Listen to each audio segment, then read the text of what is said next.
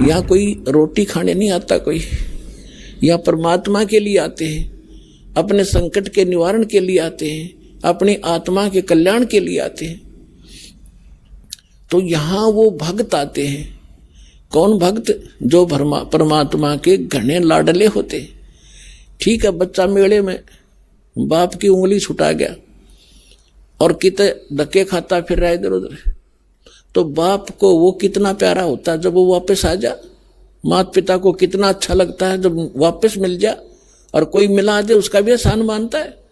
तो आज हम सभी अपने पिता की उंगली छुटवा कर इस काल के मेले में बिछुड़ गए, और हम रोते फिरते उस अपने पिता ने ढूंढ रहे हैं। वो पिता जब तक नहीं मिलेगा हमें संतोष नहीं हो सकता। चाहे दूसरे छोटा मोटा राहत में देकर रोना बंद करवा भी दियो, लेकिन वो माता पिता की कसक न्यारी रहे तो वह आज तक है हमारे। तो इस प्रकार जब आप यहां जो आ रहे हो वो बिछड़े हुए हो उस परम पिता के, जो 600 वर्ष पहले आया था। उस समय आप उंगली छुटा गए थे और अब तक भटक रहे उसको ढूंढते हुए। अब दया करी है दास के ऊपर, पहचान बताई है कि अपना पिता ये है, ये लक्षण है उसके।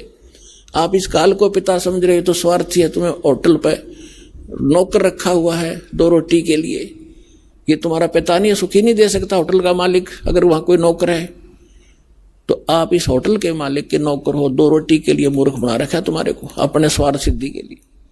तो अब ये ज्ञान आपको कराया गया है कि ये है आपका पिता, ये देगा आपको सारा सुख, आपकी संपत्ति का हिस्सा देगा, ठाठ से रहोगे, धनी है ये। आप एक कंगाल के नौकर थे इस काल के।